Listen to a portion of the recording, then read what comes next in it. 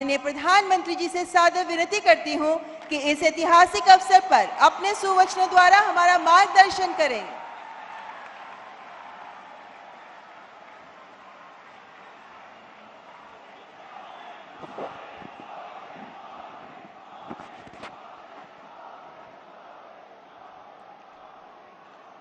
हर हर महादेव। वणक्कम काशी, वणक्कम तमिलनाडु। कार्यक्रम में उपस्थित उत्तर प्रदेश की गवर्नर आनंदीबेन पटेल, मुख्यमंत्री श्रीमान योगी आदित्यनाथ जी, केंद्रीय कैबिनेट में मेरे सहयोगी श्री धर्मेंद्र प्रधान जी, श्री एल मुरुगन जी, पूर्व केंद्रीय मंत्री पोन राधाकृष्णन जी, विश्व प्रसिद्ध संगीतकार और राज्यसभा के सदस्य इलैया राजा जी, बीएचयू के vice chancellor Sudhir Jain, IIT Madras के डायरेक्टर प्रोफेसर कामकोटी जी, अन्य सभी महानुभाव और तमिलनाडु से मेरी काशी में पधारे सभी मेरे सम्मानित अतिथिगण, देवी और सज्जनों, विश्व के सबसे प्राचीन जीवन शहर काशी की पावन धरती पर आप सभी को देखकर आज मन बहुत ही प्रसन्न हो गया, बहुत ही अच्छा लग रहा है। मैं आप सभी का महादेव की नगरी काशी में काशिल तमिल संगमम में हृदय से स्वागत करता हूं।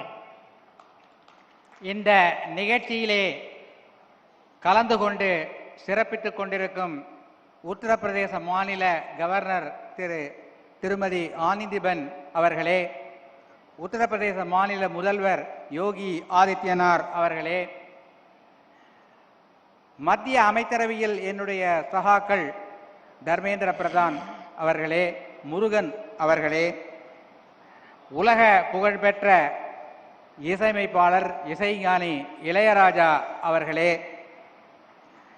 முன்னாள் மத்திய அமைச்சர் பொன் ராதாகிருஷ்ணன் அவர்களே, மேலும் இங்கே வந்திருக்கின்ற பெரியோர்களே, தாய்மார்களே, உலகத்திலேயே பழமையான வாழ்க்கை வரலாற்றை கொண்டிருக்கின்ற இந்த காசி மாநகருக்கு காசி தமிழ்ச் சங்கமம் என்ற நிகழ்ச்சியிலே கலந்து கொள்வதற்காக தமிழகத்திலிருந்து வந்திருக்கின்ற என்னுடைய விருந்தினர்களே, உங்கள் அனைவரையும் வருக வருக என வரவேற்று வணக்கத்தை தெரிவித்துக் கொள்கிறேன். हमारे देश में संगमों की बड़ी महिमा, बड़ा महत्व रहा है। नदियों और धाराओं के संगम से लेकर विचारों, विचारधाराओं, ज्ञान, विज्ञान और समाजों, संस्कृतियों के हर संगम को हमने सेलिब्रेट किया है। ये सेलिब्रेशन वास्तव में भारत की विविधताओं और विशेषताओं का सेलिब्रेशन है और इसलिए काशिल तमिल संगमम अपने आप में विशेष है, अद्वितीय है। நம்முடைய இந்திய திருநாட்டில் சங்கம திருவிழாக்கள், சங்கமங்கள் எப்போதுமே மிக சிறப்பாக கொண்டாடப்படுகின்றன. அது நதிகளின் சங்கமமாக இருக்கட்டும், கொள்கைகள் எண்ணங்களின் சங்கமமாக இருக்கட்டும், ஞானம் விஞ்ஞானம் போன்றவற்றின் சங்கமமாக இருக்கட்டும், சமூகம் கலாச்சாரம் இவற்றின் சங்கமமாக இருக்கட்டும், சங்கமம் ஒவ்வொன்றையும் நாம் ஒரு விழாவாக கொண்டாடி வருகிறோம். இந்த நாடு பல வேற்றுமைகள், சிறப்புகள் கொண்ட ஒரு நாடு. அதை கொண்டாடவே இப்படிப்பட்ட ஒரு சங்கம திருவிழா காசி தமிழ் சங்கமம் தன்னுடைய இந்த விளையாட்டு விழா நிகழ்ச்சிகளிலே ஒரு தனித்துவம், சிறப்பு கொண்டிருக்கிறது. आज हमारे सामने एक और पूरे भारत को अपने आप में समेटे हमारी सांस्कृतिक राजधानी काशी है, तो दूसरी ओर भारत की प्राचीनता और गौरव का केंद्र हमारा तमिलनाडु और तमिल संस्कृति है।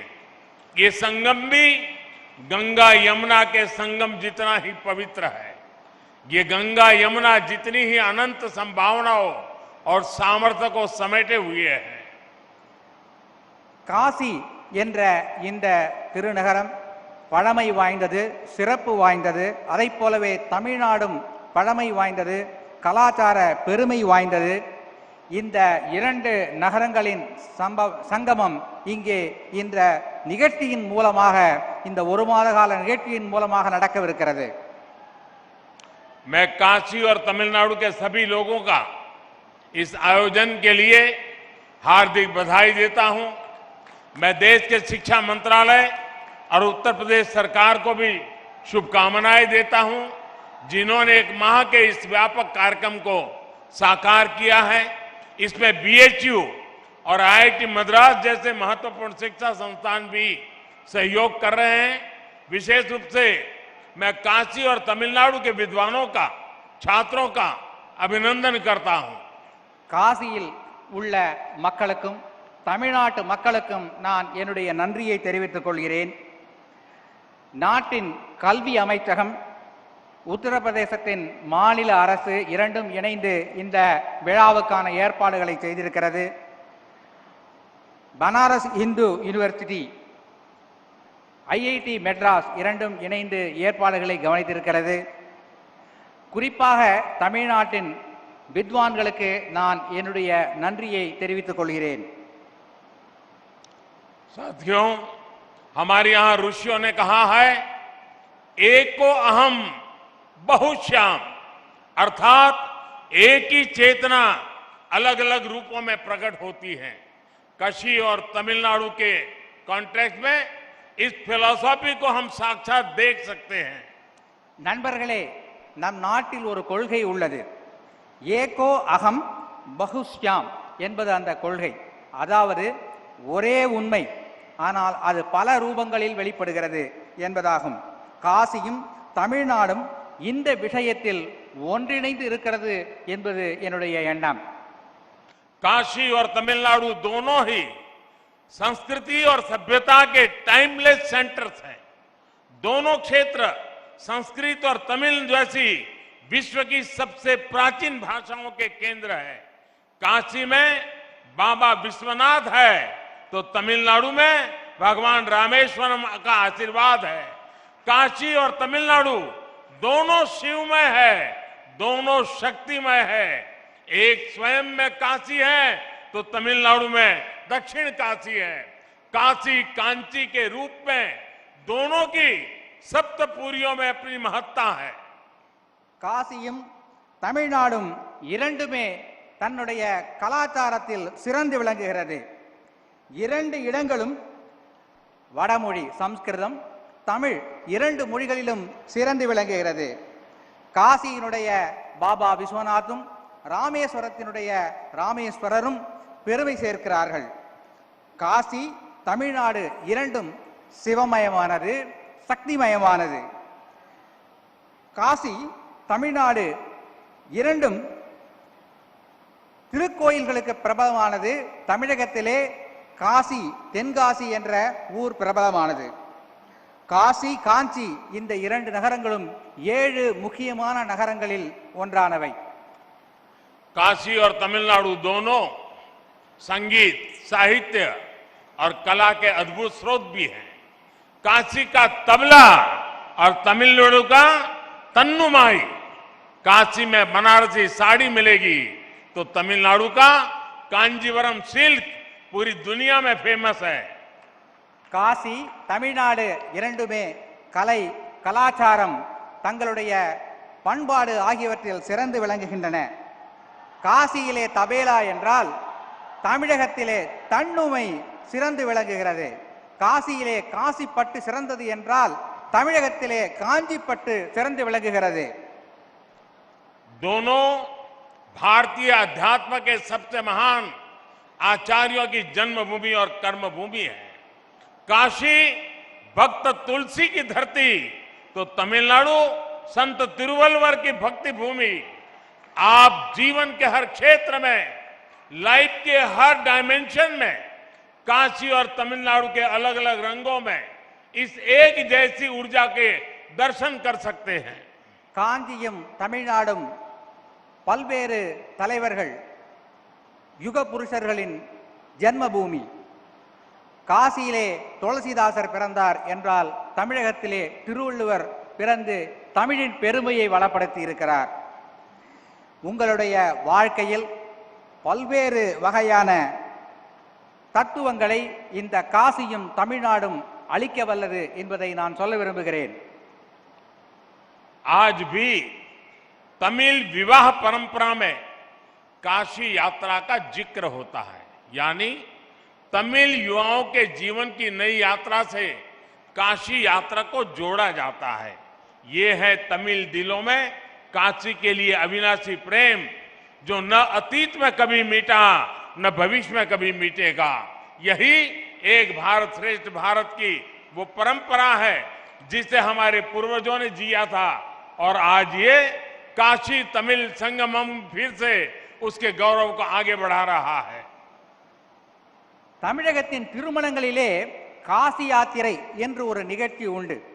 தன்னுடைய வாழ்க்கையின் ஒரு புதிய அத்தியாயத்தை தொடங்கும் முன்னர் திருமணத்தின் மணமகன் காசி யாத்திரை செல்வதாக அங்கே ஒரு வழக்கம் உண்டு. இவ்வாறு காசிக்கும் தமிழ்நாட்டிற்கும் இடையே ஒரு நீண்ட பந்தம் நெடுங்காலமாக இருந்து வருகிறது. साथियों, काशी के निर्माण में, काशी के विकास में भी तमिलनाडु ने अभूतपूर्व योगदान दिया है। तमिलनाडु में जन्मे डॉक्टर सर्वपल्ली राधाकृष्णन बीएचयू के पूर्व कुलपति थे। उनके योगदान को आज भी बीएचयू याद करता है। श्री राजेश्वर शास्त्री जैसे तमिल मूल के प्रसिद्ध वैदिक विद्वान काशी में रहे। उन्होंने रामघाट पर सांगवेद विद्यालय की स्थापना की। ऐसे ही पट्टाभिराम शास्त्री जी, जो कि हनुमान घाट में रहते थे, उन्हें भी काशी के लोग याद करते हैं। காசியை நிர்மாணித்ததில் காசியின் வளர்ச்சியில் தமிழர்களின் பங்கு பல உள்ளது. எடுத்துக்காட்டாக சர்வப்பள்ளி ராதாகிருஷ்ணன் அவர்கள் பனாரஸ் இந்து யூனிவர்சிட்டியின் வளர்ச்சிக்கு பெரும் பங்காற்றியுள்ளார். இதனை இன்றும் பனாரஸ் இந்து யூனிவர்சிட்டி நினைத்து பார்க்கிறது. இவர் மட்டுமல்ல, ராஜேஸ்வர் சாஸ்திரி என்பவர் ராம்காட் பகுதியில் ஒரு சாமவேத பாடசாலை நிறுவி இங்கே வேதம் வளர துணை புரிந்திருக்கிறார். மேலும் பட்டாபிராம் சாஸ்திரி என்பவர் ஹனுமான்காட் பகுதியில் வாழ்ந்து அங்கே ஒரு திருக்கோவிலையும் நிர்மாணித்திருக்கிறார். आप काशी भ्रमण करेंगे तो देखेंगे कि हरिश्चंद्र घाट पर काशी काम कोटीश्वर पंचायतन मंदिर है, जो कि एक तमिलियन मंदिर है। केदार घाट पर भी 200 वर्ष पुराना कुमार स्वामी मठ है तथा मार्कंडेय आश्रम है। यहां हनुमान घाट और केदार घाट के आसपास बड़ी संख्या में तमिलनाडु के लोग रहते हैं, जिन्होंने पीढ़ियों से काशी के लिए अभूतपूर्व योगदान दिए हैं। இங்கே நீங்கள் காசி நகரை சுற்றி பார்க்கவிருக்கிறீர்கள். ஹரிச்சந்திர காட் என்கின்ற அந்த படித்துறைக்கு அருகிலே காசி காமகோட்டீஸ்வர் பஞ்சாயத்தன் திருக்கோயில் அமைந்திருக்கிறது. அதனை பார்ப்பீர்கள். இது தமிழ்நாட்டின் ஒரு பண்பாட்டை காட்டுகின்ற ஒரு கோயில். அதுபோலவே கேதார்காட் பகுதியில் 200 வருட பழமையான குமாரசாமி மடமும் மார்க்கண்டேய ஆசிரமும் இருக்கிறது. ஹனுமான்காட் பகுதியில் தமிழ்நாட்டை சேர்ந்த பலர் வசிக்கிறார்கள். இவற்றையெல்லாம் நீங்கள் இந்த காசியை சுற்றி பார்க்கும்போது பார்ப்பீர்கள். तमिलनाडु की एक और महान विभूति, महान कवि श्री सुब्रमण्यम भारती जी, जो कि महान स्वतंत्रता सेनानी भी थे, वो भी कितने समय तक काशी में रहे। यही मिशन कॉलेज और जयनारायण कॉलेज में उन्होंने पढ़ाई की थी। काशी से वो ऐसे जुड़े कि काशी उनका हिस्सा बन गई। कहते हैं कि अपनी पॉपुलर मूछें भी उन्होंने यही रखी थी। ऐसे कितने ही व्यक्तित्वों ने, कितनी ही परंपराओं ने, कितनी ही आस्थाओं ने काशी और तमिलनाडु को राष्ट्रीय एकता के सूत्र से जोड़कर रखा है। अब बीएचयू ने सुब्रमण्यम भारती के नाम से चेयर की स्थापना करके अपना गौरव और बढ़ाया है। தமிழ்நாட்டை சேர்ந்த மற்றொரு மிகவும் முக்கியமான நபர் மகாகவி சுப்பிரமணிய பாரதியார் இங்கே காசியிலே வாழ்ந்திருக்கிறார். பல ஆண்டு காலம் வாழ்ந்திருக்கிறார். அவர் இங்கே மிஷன் கல்லூரியிலும் ஜெயநாராயண் கல்லூரியிலும் படித்திருக்கிறார். காசியிலேதான் அவர் தன்னுடைய முறுக்கு மீசையை வைக்க ஆரம்பித்தார் என்று சொல்லுகிறார்கள். நம்முடைய பனாரஸ் இந்து யூனிவர்சிட்டி பாரதியார் இருக்கை என்ற ஒரு இருக்கையை ஏற்படுத்தி பாரதியாரையும் தமிழையும் சிறப்பிக்கவிருக்கிறது. साथियों, काशी तमिल संगमम का ये आयोजन तब हो रहा है जब भारत ने अपनी आजादी के अमृत काल में प्रवेश किया है। अमृत काल में हमारे संकल्प पूरे देश की एकता और एकजुट प्रयासों से पूरे होंगे। भारत वो राष्ट्र है जिसने हजारों वर्षों से संबो मनासी जानताम के मंत्र से एक दूसरे के मनों को जानते हुए, सम्मान करते हुए स्वाभाविक सांस्कृतिक एकता को जिया है। காஷ்மீர் காசி தமிழ் சங்கமம் என்ற இந்த நிகழ்ச்சி சுதந்திரத்தின் அமிர்த காலமான இந்த தொடக்க காலத்தில் நடைபெறுகிறது. நம்முடைய நாட்டில் சம்போ மனசி ஜான்தாம் என்ற ஒரு பழமொழி உண்டு. இதன் பொருள் என்னவென்றால், ஒருவருக்கொருவர் மனதை புரிந்து கொண்டு நடக்க வேண்டும் என்பதுதான் இந்த காசி தமிழ்ச்சங்கமம் நிகழ்ச்சி இதைத்தான் வெளிப்படுத்துகிறது. हमारे देश में सुबह उठकर सौराष्ट्र सोमनाथम से लेकर सेतु बंधे तु रामेशम तक 12 ज्योतिर्लिंगों के स्मरण की परंपरा है। हम देश की आध्यात्मिक एकता को याद करके हमारा दिन शुरू करते हैं। हम स्नान करते समय, पूजा करते समय भी मंत्र पढ़ते हैं, गंगे च यमुने चैव गोदावरी सरस्वती नर्मदे सिंधु कावेरी जले अस्मिन् सन्निधिम कुरु। अर्थात गंगा यमुना से लेकर गोदावरी और कावेरी तक सभी नदियां हमारे जल में निवास करें, यानी हम पूरे भारत की नदियों में स्नान करने की भावना करते हैं।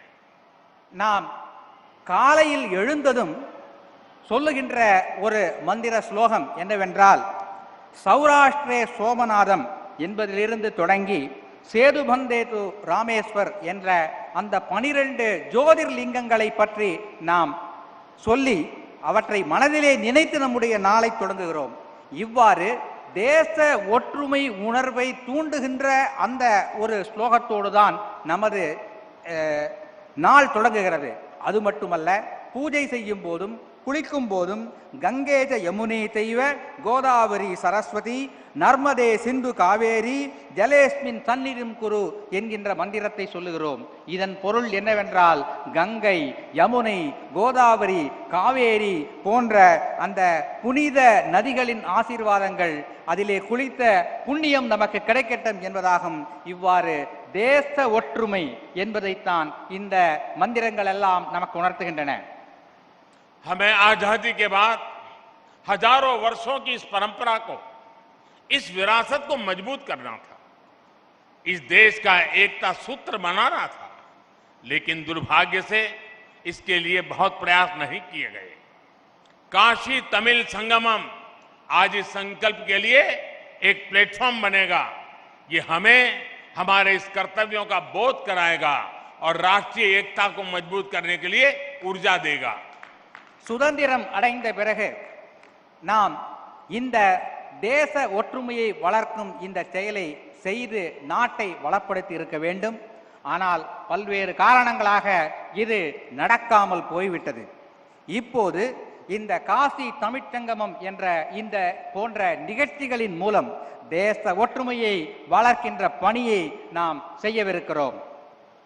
साथियों, भारत का स्वरूप क्या है, शरीर क्या है, ये विष्णु पुराण का एक श्लोक हमें बताता है, जो कहता है उत्तरम यत् समुद्रस्य हिमाद्रश्चैव दक्षिणम वर्षम तद भारतम नाम भारतीय यत्र संतति ही, अर्थात भारत वो जो हिमालय से हिंद महासागर तक की सभी विविधताओं और विशेषताओं को समेटे हुए हैं और उसकी हर संतान भारतीय है। நம்முடைய நாடு என்றால் என்ன, இதனுடைய இந்த பரப்பு, உடல், சரீரம் என்பது என்ன என்பதை பற்றி விஷ்ணு புராணத்தில் ஒரு ஸ்லோகம் உள்ளது. இந்த ஸ்லோகம் சொல்கின்ற கருத்து என்னவென்றால், வடக்கே இமாலயத்திலிருந்து தெற்கிலே குமரி வரை இந்த நாடு நம்முடைய ஒற்றுமைகள் வேற்றுமைகள் இவற்றோடு பலமாக விளங்குகின்ற ஒரு நாடு என்று சொல்லுகிறது.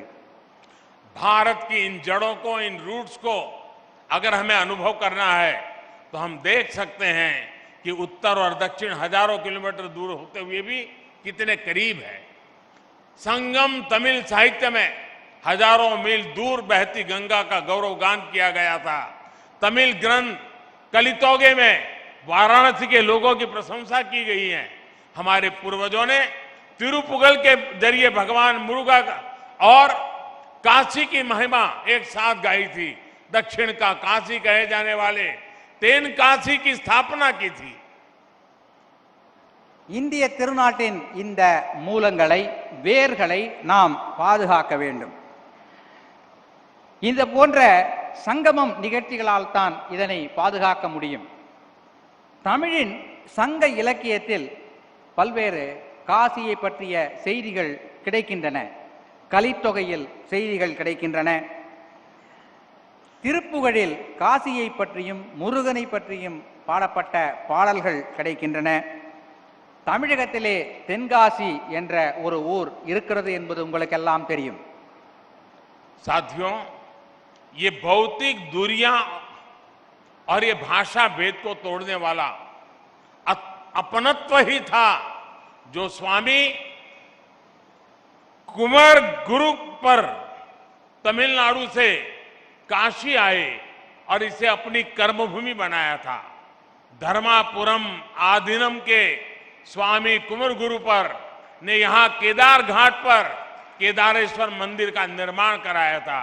बाद में उनके शिष्यों ने तंजावुर जिले में कावेरी नदी के किनारे काशी विश्वनाथ मंदिर की स्थापना की थी। பரப்பளவின் அடிப்படையிலான இந்த தூரம் எப்படி குறுகிவிட்டது என்பதை இங்கே பார்க்கிறீர்கள் அல்லவா? இத்தகைய ஒரு எண்ணத்தை குமரகுருபர சுவாமிகள் காட்டியுள்ளார்.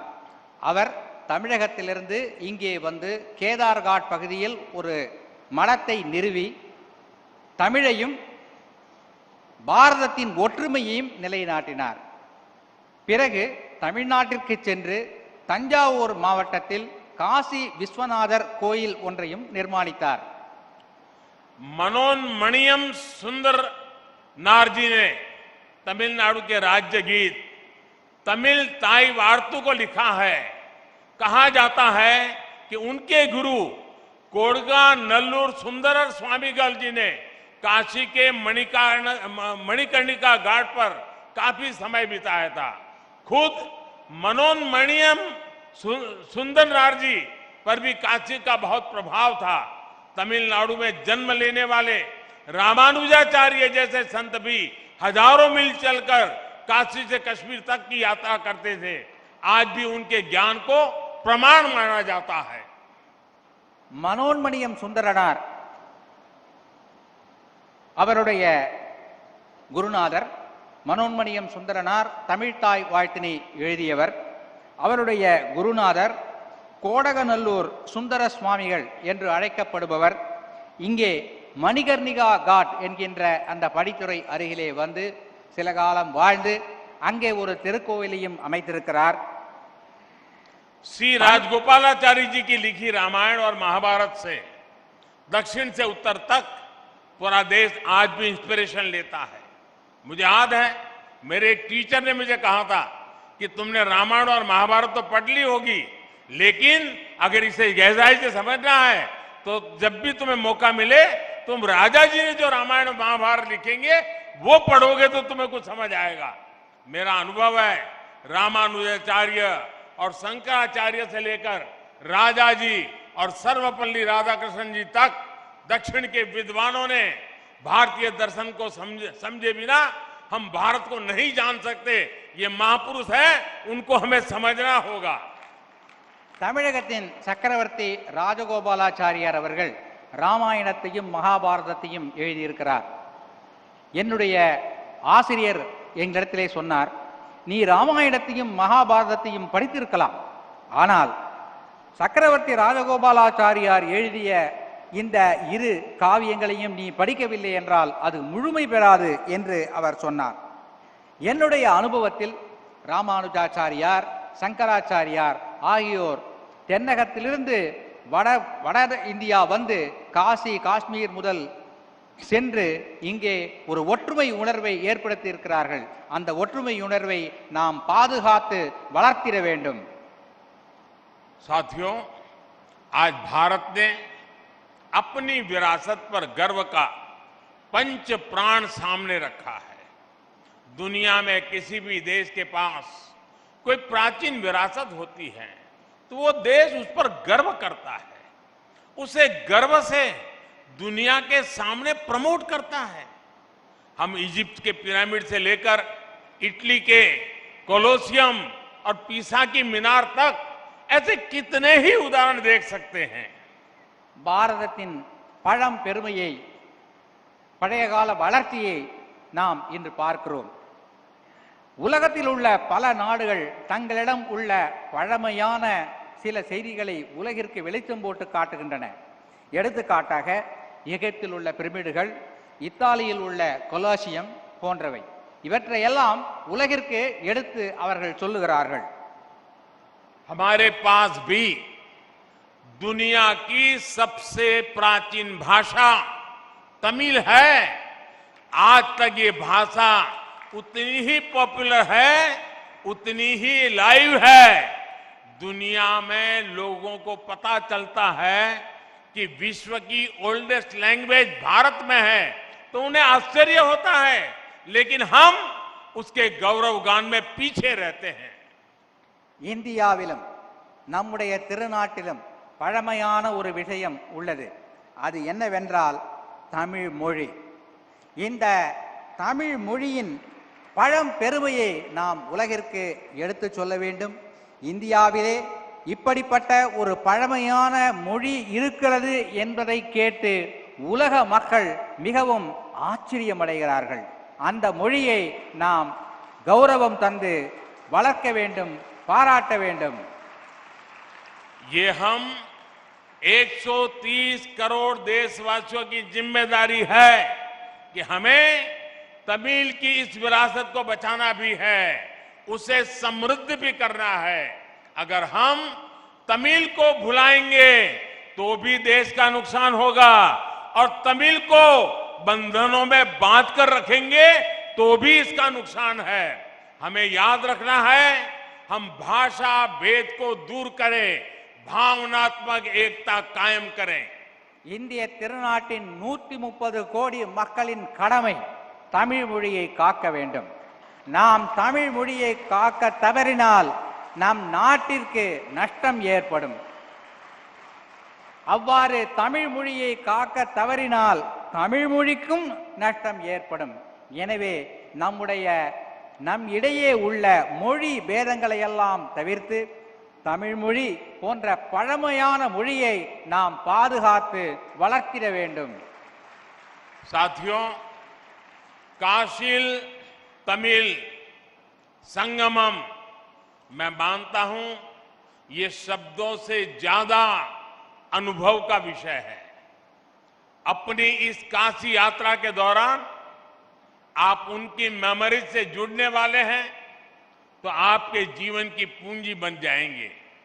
मेरे काशीवासी आपके सत्कार में कोई कमी नहीं छोड़ेंगे।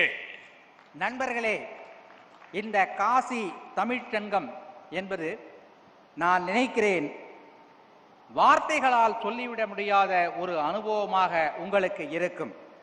இந்த அனுபவங்களையும் நினைவுகளையும் சுமந்து கொண்டு நீங்கள் உங்களுடைய ஊருக்கு திரும்பிச் செல்வீர்கள் என்று நான் உறுதியாக நம்புகிறேன். அத்தகைய எண்ணத்தை நினைவினை இந்த காசி நகரத்து மக்கள் உங்களுக்கு அளிப்பார்கள் என்ற உறுதியான நம்பிக்கை எனக்கு இருக்கிறது.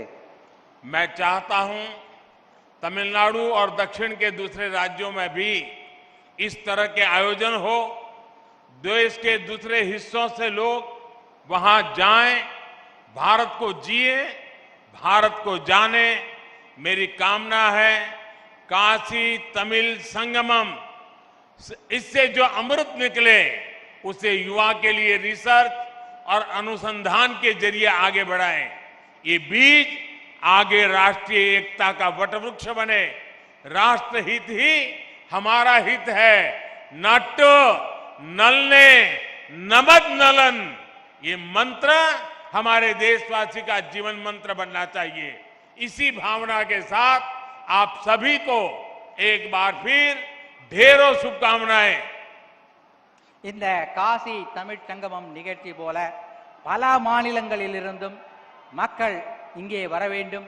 இங்கிருந்தும் தமிழ்நாட்டிற்கு பிற மாநிலங்களுக்கு மக்கள் செல்ல வேண்டும். ஒற்றுமை உணர்வு வளர வேண்டும். நாட்டு நலனே நமது நலன் என்பதை நாம் மனதிலே இருத்தி செயல்பட வேண்டும் என்று கூறிக்கொண்டு भारत माता की, भारत माता की, भारत माता की। धन्यवाद। वणक्कम।